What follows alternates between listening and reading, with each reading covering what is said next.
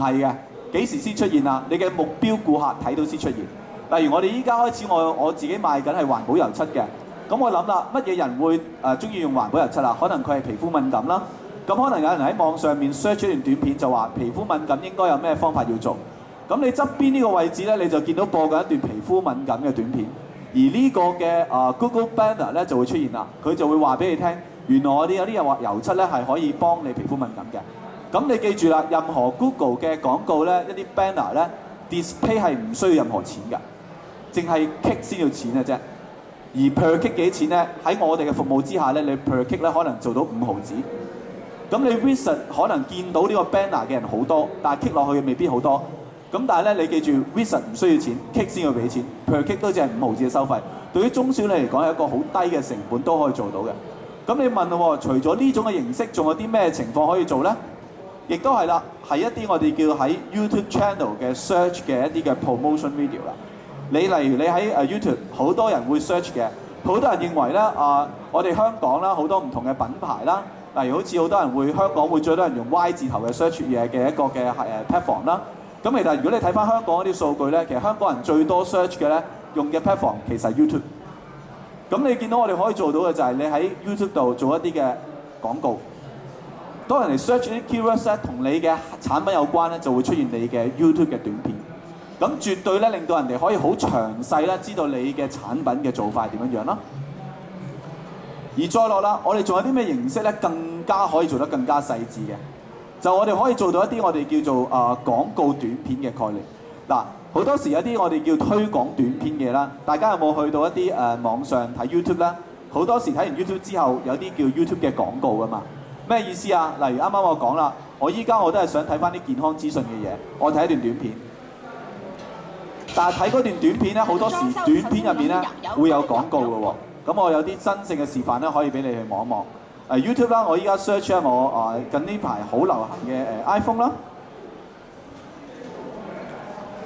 咁我 search iPhone 之後咧，你就見到啦，原來咧呢兩個廣告咧，佢就俾咗錢俾 Google 嘅 Display Network， 佢會 show 到兩段短片係關於 iPhone 嘅。OK， 咁我睇下其中一支關於 iPhone 嘅短片啦。咁我 keep 去望啦。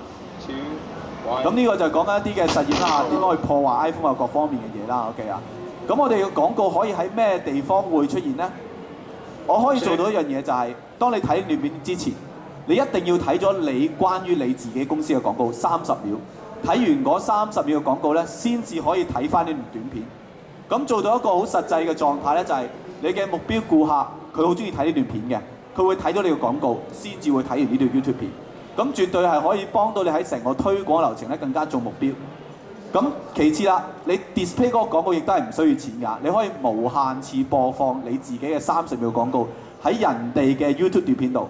幾時先要俾錢咧？就係佢見到個廣告啱啦，佢 click 落去你嘅廣告，去到每一 click 先會收翻5毫子。所以相對嚟講，個推廣成本會係一個好低同埋好平，同埋效果可以做得好好。咁我再睇其他啲嘅形式啦，咁呢個會解釋好多唔同種嘅。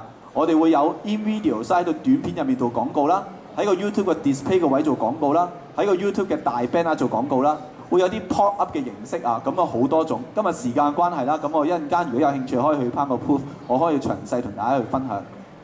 咁我哋再落啦，除咗係諗下點樣做 YouTube 之外啦，我哋仲有咩形式咧可以令到啲廣告會做得更加好啦？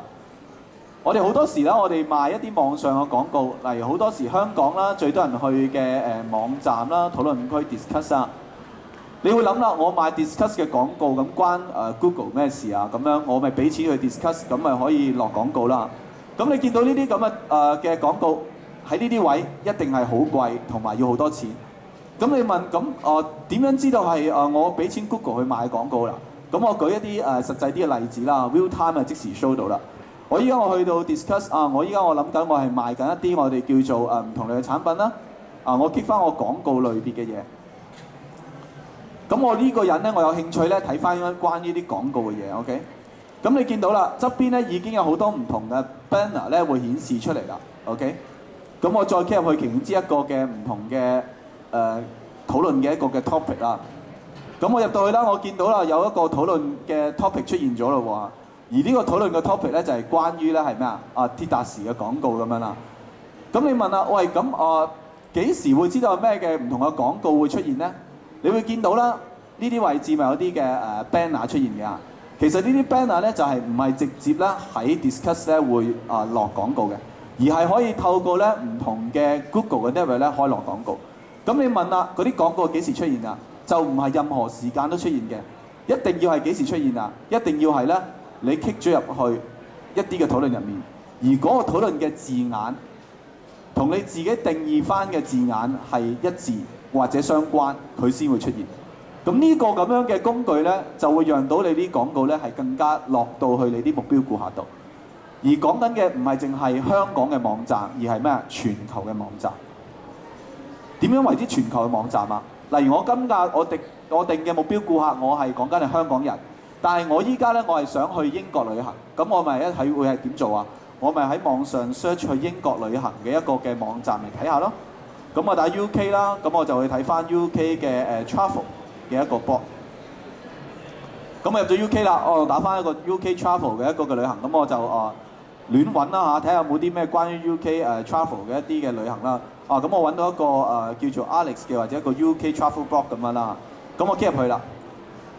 咁你一 click 咗入去咧，你見到呢個係一個 UK travel 嘅一個嘅 blog 嚟㗎。咁你望入去啦，你已經見到啦，佢本身入到去呢個咁樣嘅 platform， 佢已經有一個 Google 嘅 Display Network 嘅 banner 喺度啦。OK， 因為咧呢一個人佢係寫 blog 嘅，佢為咗賺錢咧，佢會同 Google 聯繫咗，會做廣告。而呢啲廣告咧可以出現嘅情況咧，就唔係講緊UK 嘅廣告，而可以出現香港嘅廣告。咁我可以揾一個真係 UK domain 嘅廣告俾大家去望一望啦。咁落到嚟啦，你見到頂佢有 banner 啦嚇，側邊有好多唔同嘅討論區啦嚇。咁我哋去試下睇翻其中之一個嘅 topic 啦。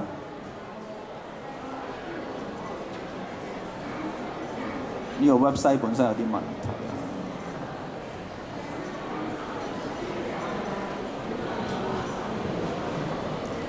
咁你見到啦，呢啲就係佢入去有啲嘅廣告嘅 banner 啦 ，OK 啊。咁佢就會可以做到一個嘅 concept 咧，就係呢啲廣告嘅 banner 位，佢出現嘅會係未必出現係 UK 嘅廣告，可以出現係香港嘅廣告，因為佢 detect 到咧，我呢部機係由香港去睇 UK 嘅 website， 就唔係香港 website。所以我哋講緊成個嘅concept 咧，喺個 marketing 嘅 issues 咧，就會係透過一啲好有創意性嘅 banner。我哋見到啦，我哋做咗好多唔同嘅一啲嘅廣告推廣啦。透過呢啲 banner 啦，就會喺全世界 Google 嘅 display platform 會出現一啲好吸引嘅 banner。你記住 display 係唔使錢嘅，淨係 click 先要錢嘅啫。可能你第一次睇到個 banner 你冇興趣，你唔 click；第二次睇到個 banner 你冇興趣，你都唔 click。但係當你發現一諗起呢個題目係關於環保油漆或者關於一啲皮膚敏感啊裝修嘅嘢，你都見到呢個 banner， 佢喺你嘅身邊出現，講緊係幾十次。你都會諗下點解呢個品牌會係跟住我走？咁我哋會可以用到呢啲咁嘅 attractive 嘅 banner， 吸引到啲人去到我哋幫客人去建立一啲YouTube 先做到嘅一啲我哋講緊嘅 YouTube 嘅一啲嘅channel， 咁會係一個順理成章將啲廣告引到入去你間公司，而嗰啲廣告咧唔係講緊一啲叫乜嘢細嘅廣告，而係啲短片嘅廣告，不斷會播，不斷會 show 出嚟嘅。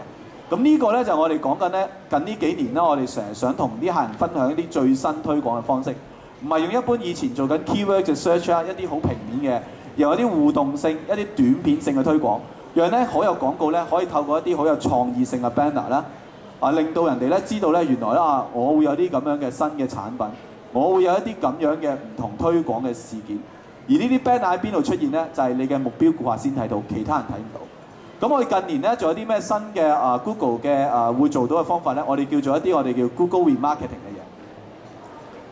咩為之 Google Remarketing 啊？舉個例子，好似呢個 website 賣花咁樣啦。啱啱我講嗰啲 banner 咧幾時顯示啊？係要透過啲 search 嘅 keywords 嘅字眼先會出現 banner 嘅。而 remarketing 嘅方法就更加係追住你客人啦。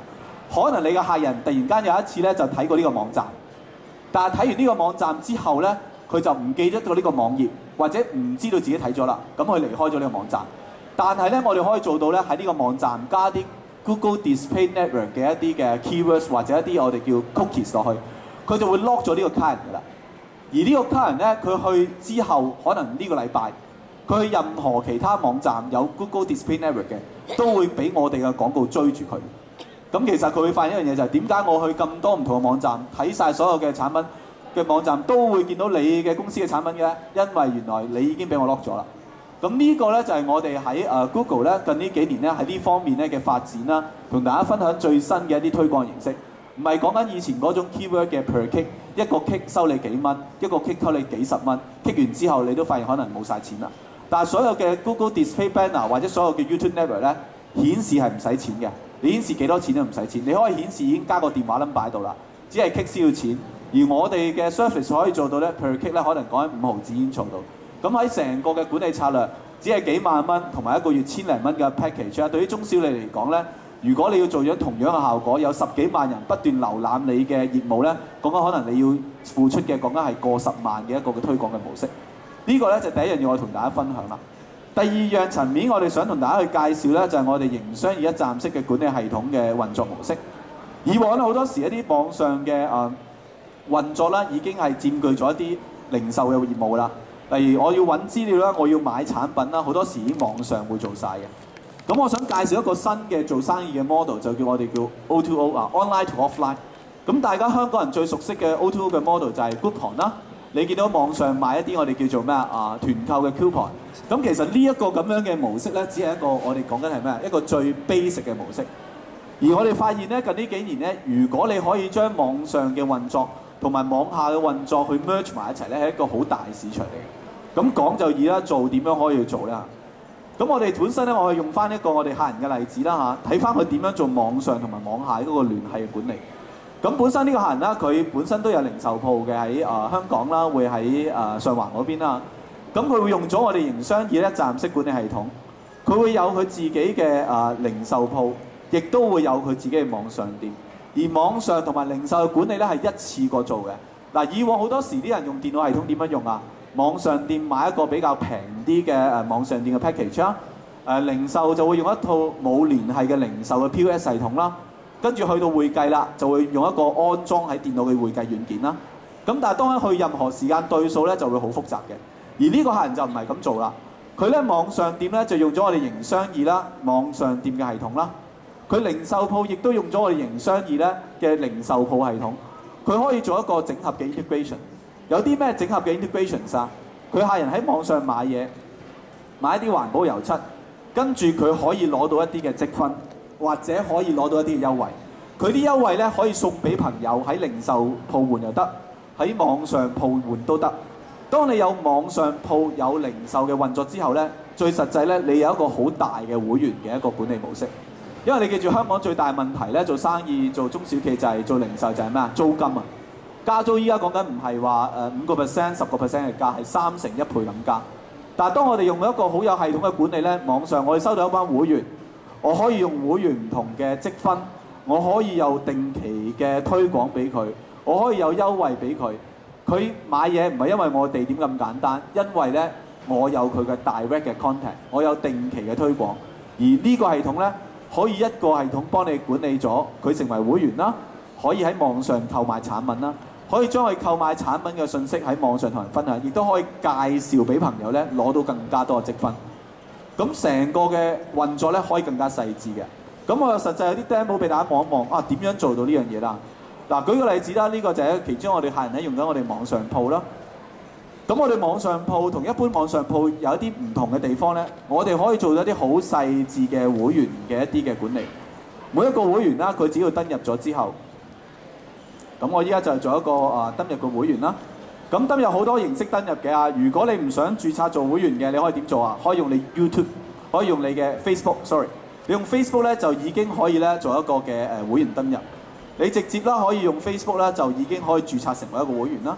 咁就唔需要咧去記一啲嘅密碼，亦都唔需要咧做一啲唔同嘅一啲嘅資訊咧，亦都可以做到啦。咁當我登入咗做會員之後，我仲有啲乜嘢可以會去睇到咧？我可以睇到一啲會員上一啲嘅優惠同埋啲資料。咁有啲咩優惠資料我哋可以管理啊？咁我去後台俾你望一望啦。咁喺後台啦，我哋一個我哋叫做 coupon 嘅 management。咁我 login 翻去我哋後台嘅管理嘅版面先啦。嗱，成個 website 咧嘅 band system 咧，你可以用 iPhone、iPad 或者Galaxy Pad 任何一啲 mobile device 咧，任何時間可以管理公司嘅運作㗎啦。咁啊對後面嘅 platform 咧，我哋喺 Coupon 嗰度可以多少少嘅俾大家睇啦。我哋嘅 Coupon 嘅管理咧，可以俾你自己定義翻咧，你張 Coupon 係喺幾時有效啦，係一個 cash coupon 定係一個 discount coupon 啦，個 coupon 可以換到啲咩產品啦。咁呢啲 coupon 咧，你喺後台定義咗之後咧，你就可以去翻個網站嗰個嘅 front end 嗰度咧，去俾啲人換。個睇法咧，個感覺咧，就會係好似你用信用卡咁樣。你購物咗之後，信用卡唔會直接俾啲好簡單優惠你，佢有乜嘢一個換分嘅平台。你可以喺網上揀一啲你中意嘅優惠 ，OK， 可以去俾你換。咁我依家無疑就係我自己就係一個嘅客戶啦，我已經有一啲嘅積分，或者有一啲嘅優惠㗎啦。咁我咧就要網上咧睇一睇啦，我啲優惠咧或者我啲積分咧有啲咩換啊？咁我睇翻我自己嘅 account 先。咁你見到啦，我可以睇到我想換領獎相啦嚇。而呢個嘅客人咧，佢就係咩優惠會俾我哋換啊？原來我上到去咧，我就可以揀到一啲唔同一啲嘅形式嘅 coupon，我可以揀到一啲嘅優惠券啦，係講緊一啲20蚊嘅優惠券。